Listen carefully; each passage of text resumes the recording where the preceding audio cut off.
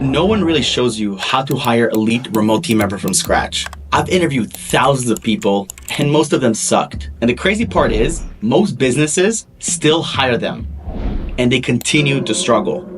Here's the thing, guys. Hiring A players or elite team members is not luck. You need a set process, and this is exactly what I'm going to show you in this video. I'm going to give you the step-by-step and all the resources you need in order to actually find the team members you're looking for. I'm going to be real with you. Over the last 4 years, we've hired over 1,500 people. However, when I first started hiring, I made a ton of mistakes. I hired the wrong people, I put the right people in the wrong seats, and overall, it was a cluster, you know what. Ultimately, I lost time, I lost money, and I lost energy that I can never get back. But once I figured it out, everything changed. My business scaled faster, I was able to work less hours. Ultimately, my company ran like a well-oiled machine. So in this video, I'm going to show you the step-by-step process that you need in order to find A players today. I'm going to provide you with tons of resources that are going to be linked in the description below. And if you watch till the end, I'm going to give you guys something very special. So guys, let's dive in. All right, so we're going to dive in. And in this document, I'm going to break down the step-by-step guidelines that you need in order to hire A players and what I would do if I was starting hiring from scratch. Okay, so I've broken this into 3 phases, which by the way, guys, I'm going to be making follow-up videos to each of these phases and also adding on to these phases. So ultimately you get a lot more value in terms of hiring exactly what it is that you're looking for. So phase number 1 is finding the right people. Now, before we find the right people, we want to make sure that we identify, step 1, identify what is wasting your time. What is wasting your time? Okay. Now, what does this mean? You want to write down everything that you did in the last 7 days. Now, my mentor told me to actually do this over the last 30 days, but I think you can even start with your last 7 days. Last 7 days. So for example, are you on doing a lot of admin work and for instance, going through emails or making a lot of social media posts or doing customer support or doing cold calling? A lot of these activities are not CEO-like. There is a time and place in the very beginning when you first start, you want to learn some of this. But I would say after you've done it a couple times, you can probably build systems, processes, and hire people to completely delegate this to. Okay? So identify what these tasks are and also identify what are the tasks that are bringing on revenue to yourself, right? What are the $1,000 an hour quote unquote tasks? Does this mean that you're going to be worth $1,000 an hour? No. But things like taking sales calls, right? Shooting content and things that are going to grow your brand and going to bring in revenue are worth more of your time than doing admin work. So once you've identified this, the next step you want to do is you want to prioritize what do you want this person to do? What is your first hire going to do? Now, although on here, I'm going to give you guys a lot of different examples of what I have done myself and what I see people do. But if I was to start from scratch today, the very first hire I would ever make, I would hire an executive assistant. And I actually kind of sort of did this back in it was about 2020, mid 2020. And I hired an admin appointment setter. The only thing is that I didn't have her do as many admin tasks and she was more of an appointment setter. However, I would hire someone that does appointment setting and admin tasks and they're totally cool with it, right? Maybe they're not an expert in either, but they're good enough to at least be able to delegate this work to and be able to help me grow and achieve all the things that we need to do, because then I get to help them as much as well. All right. So you want to ask yourself, which low value tasks is taking up most of your time? So what I see all the time is I see people doing cold calling, they're responding to emails, they're doing things that are just completely tedious. What task is easiest to train someone on? Usually cold calling, because you're following a script. Usually doing admin tasks or very executive assistant type of tasks. Very easy to delegate, very easy to train, and you can also create a standard and SOPs with this person. For instance, when I brought in my executive assistant for the first time, an actual executive assistant a few months ago, I didn't really know what to do. What I did was I read Buy Back Your Time by Dan Martell, great book, number 1. And number 2, I created a list of things that I need done. And together, after about a few weeks of her working here, we were able to build a schedule, day-to-day calendar of what her priorities are going to be like, what our meetings are going to be like, and how she's going to be able to take things off my plate and to be able to help me buy back my time. I worked with her on this, And this took a little bit of time. And the thing is, I was okay with sacrificing the time, because ultimately now I know exactly what she's capable of doing, what she's not capable of doing, what she's good at, what she's not so good at, and so on and so forth, and things that I can help her train on. And then lastly, which task has the biggest impact on freeing up your time? So at one point in my business, it was doing a lot of the systemizing and learning high level on the back end. And I was like, yo, this is, first of all, I'm draining myself. And then second off, I could probably find someone that likes doing this. They're better than me. Why would I wait? Why would I just continue doing this over and over and over again? Okay. So once you've identified all of this and you write all of this down, what you want to do is you want to create a job description that attracts A players. What does that mean? I'm about to show you guys what a real job description looks like, what the big players are doing in the space, and not just us, but also the people that are even ahead of us, because we had a chance to learn from a lot of our 7-8 figure clients. We were able to replicate a lot of this stuff, so that way we can build an amazing team ourselves. And the better my team is, the better we can help other people. So why this matter is because I am going to give you guys an example of not just one, but two very descriptive job descriptions that you guys can take a look and actually see every single thing. I'm going to go through this a little bit fast because we got a lot to go over here. Ignore this picture here because my computer is on duck screen all the time. But if you look at the executive assistant, I talk about the company overview, I talk about our mission, I talk about our vision, and then I dive into our service, commitment to diversity, inclusion, why someone should work with us, and talk a little bit about myself, about my business partner, our core values. This is so important. Like, I still very little, at no point so far I've talked about the role itself. Okay, the first 3 to 4 pages is about us and why someone should work with us. Then, I mean, really 6 pages. Then when we dive into the job description here, responsibilities of the role, key objectives of the role, requirements for the role, compensation for the role, benefits for the role, and then do not apply if section. Okay, so if you this is a very section that a lot of people skip on for whatever reason. Guys, this is 11 pages. This took me a long time to make, but also I have the help of ChatGPT, and I went back and forth with ChatGPT, and I created a perfect way of ChatGPT understanding exactly what my business is about, number one. And number two, I was able to create a very powerful job description. So you guys are going to get an EA job description from us and an appointment setter in this video. Click on the description below if you want access to this. So clear outcomes, required skills, work hours. Take a look at the job description. It describes everything that you need and more. Number two, where do you find this talent? So, okay, so now you've got a job description. You know exactly what you want to outsource. You put together a list of all the things that you're either not good at, you don't want to get good at because it's not good usage of your time. You're wasting your time already doing it. And now, like I said, you've already created a job description. Now it's about where do we find these people? So I'm going to have a shameless plug. However, before I give the shameless plug, there is a few platforms I want to show you guys. One of them is called Tori.ai. This is a very underrated platform. Nobody knows about this. It's very low key, but it's right here in Spanish, but you can find some of the best Latino talent in here. I checked their prices. They're not too expensive. I believe it's about $200 a month. And you can go in and basically this is a marketplace for both business owners and for people that are looking for a job. So something for you guys to be aware of. There's also your referral. Right? Always ask on your Facebook, Instagram. You never know who your people know, especially someone that's looking to hire. In today's day and age, so many people know, all sorts of VAs and, remote workers, so on and so forth.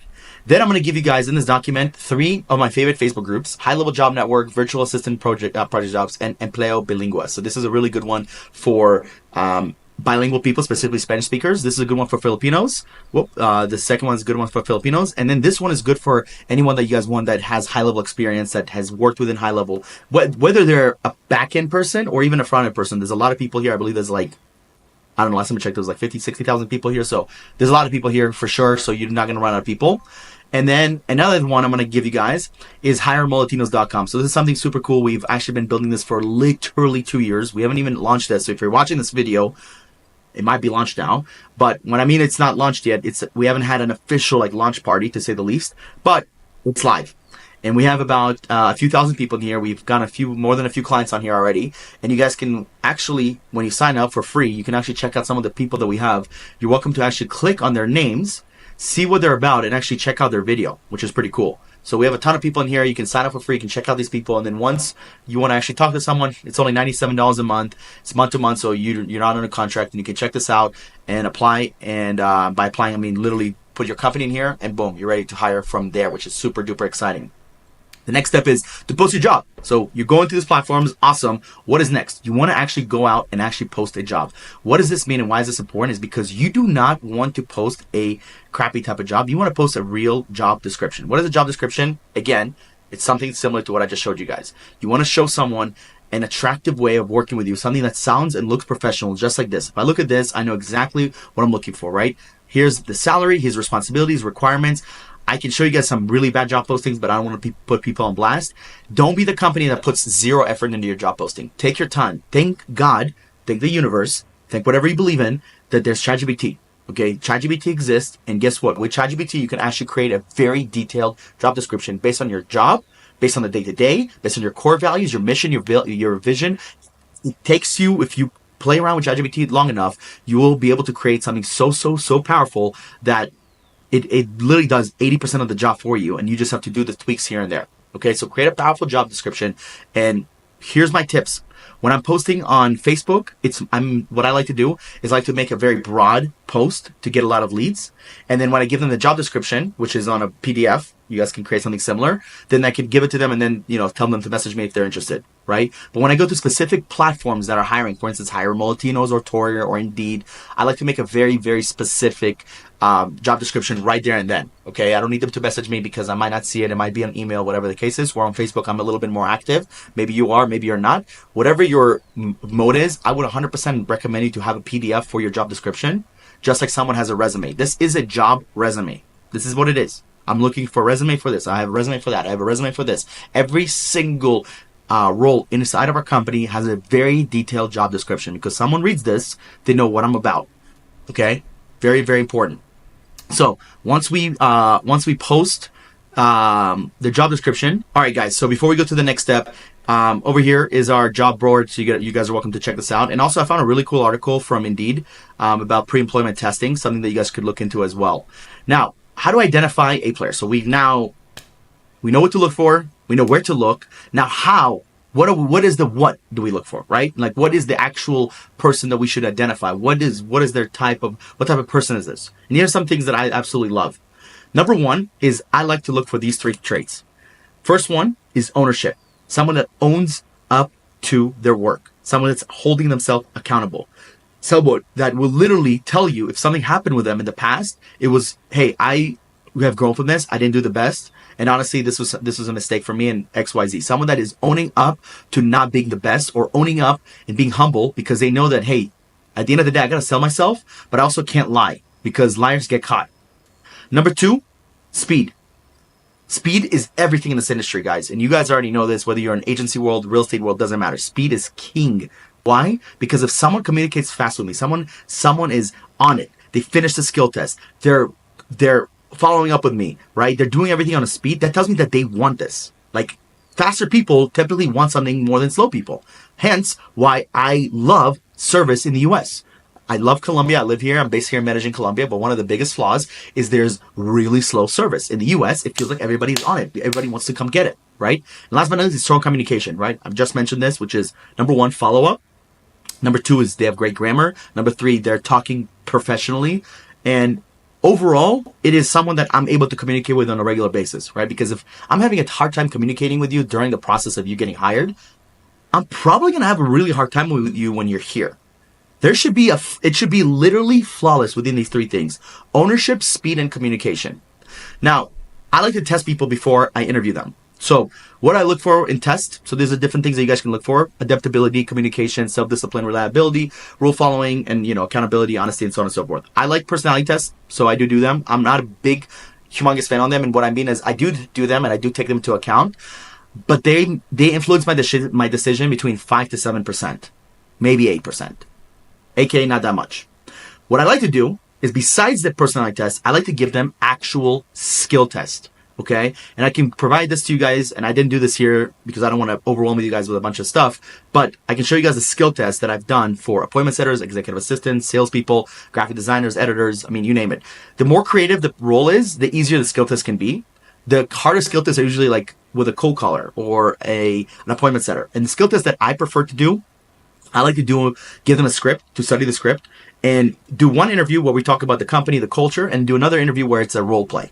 Right? And it could be one or The first one, the second one, doesn't matter. At some point, I want to do a role play, having them sell my product. I already have them sell on the interview their product, right? Which is a separate time. I'm not going to dive too much into interviews here. I'm going to have a whole different video on interviews. But the biggest thing here is I want to make sure people like yourselves don't fall in love with just personality tests, but understand that it is valuable for them to do something, because it is valuable for them to complete something before they actually get started. You also can do some sort of a pay test, which, there's a ton of them out there, and I can give you guys a bunch of recommendations. Step 3 is hire fast, but with clear expectations. So whenever I do the onboarding call, which I'm going to do a whole video on the onboarding that we actually do 2 onboardings internally, and I'll explain to you why and how on another video. But when I do this, I don't promise them long-term future here until they prove themselves. Everybody here is on a month-to-month basis, right? Especially your first few months, and especially even more the first 30 days. It is your time to prove to me and to the people you're around, your colleagues, why you belong in this company. Okay, so don't promise longevity until it's proven, and set clear KPIs. This is all going to be covered inside of the onboarding call that I'm going to do and break down every single one. So guys, phase 1, just want to recap really quick. So phase 1, we identified what we need to delegate and what we don't need to do, and as well as what do we need to do the $1,000 an hour tasks. Then we looked into the platforms that can help us find the people. We created job descriptions and created the postings that actually make sense.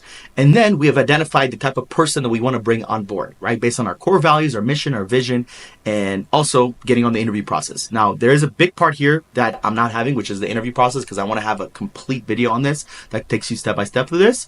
So keep in mind that obviously you're gonna have to interview, and if you've never interviewed anybody, we are going to make a video just for you. Just keep us in mind. Give us like a couple weeks until we make that video, and we'll take it from there. So let's talk about phase 2. Phase 2, setting up systems for remote success. So this is what I call the CEO dashboard, quote unquote, method to run your business.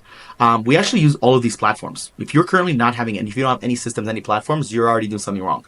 These are by far the easiest ones to set up, and they're very, very, very inexpensive. I mean, Slack could be free. I do recommend to pay for it. Google's really inexpensive, and ClickUp, there's a free version for it, and there's also a very, very, very inexpensive version. However, ClickUp is a little bit higher level. I'd say before you're doing 15 to 20K a month, you don't need ClickUp. You can do everything on Google Sheets and Google Drives. So these are the ones that I started my business with, honestly, including GoHighLevel. If you are not using them, you should 100% use them. I'm actually going to add GoHighLevel in here because it is my CRM. It's our dialer. It's our it's everything we have. Now it's GoHighLevel with Twilio for the dialer. So something for you guys to be aware of. Let's move into the next thing. So the SOPs, okay? So once you have these systems in place, again, you don't need that many. It's just a communication platform where you're going to put all your everything into one place. And then lastly, your CRM to contact leads. Literally, if you can literally start and run a business and probably hit 50 to 60K a month. I know people that have done big boy numbers with high profit margins just with these, literally. So just keep that in mind. So next thing is SOPs. Okay, so SOP, a lot of people don't know what that is. It's a standardized operation procedure. It is literally a roadmap for your team. So I actually created a couple here. You're going to get these in the description as well. I'm going to show you guys the LinkedIn SOP that I have. I've actually built this up to show you guys how I did this, how to use Dripify, for instance, Dripify tutorials, optimize my profile, LinkedIn hooks to use. Here's example of long form, example of short form, all this stuff. So I literally built a whole thing for my team. I also did one for social media manager where, we talked about like the platforms that we're using, all that good stuff. The only thing that's missing here is videos. And we have a checklist. We have everything besides videos. This is very important. If you do not have videos, people might be confused. So it's actually one of my biggest things, just like I'm doing here, is creating loop videos about task by task by task. So that way people are super duper clear, right? Write this out. And then you want to use ChatGPT for organization. Like, don't try to do too many things by yourself. Right? There's obviously a human concept you want to have and human, like, gut feeling and so on and so forth. But let ChatGPT organize it for you and make it crystal clear, especially if you're hiring remote team members that English might not be their first language. They're obviously maybe speaking great English, but some more than others. Make their life easier. How do you make their life easier? We have a statement, and this is something my business partner harps with me all the time. He's on me. How can we automate this? How can we simplify this? How can we make this better? Right? How can we simplify this? How can we automate this? How can we make this better? If you get into this mode with your team, it's amazing for you. So SOPs is going to be one of those ways. The next thing is the delegation rule. I absolutely love this. I actually learned this from ChatGPT, and this was pretty genius.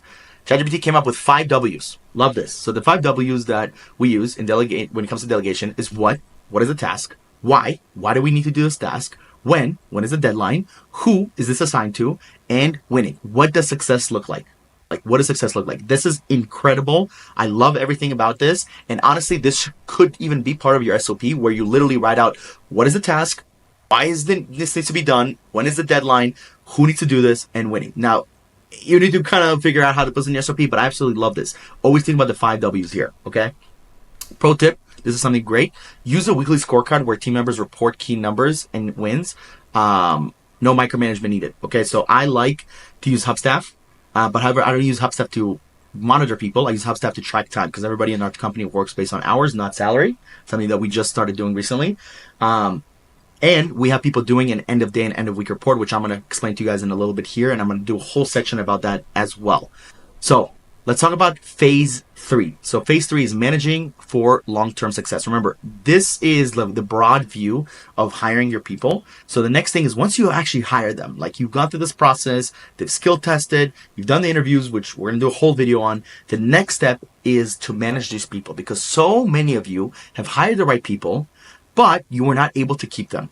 It's just like having the perfect wife or the perfect husband and you do not have them in your life anymore for whatever reason. And that sucks, right? Nothing's worse when the absolute perfect person shows up in your life and you ruin it, right? So you don't want to do that in your business. You don't want to do that in your personal life. So let's talk about managing long-term success.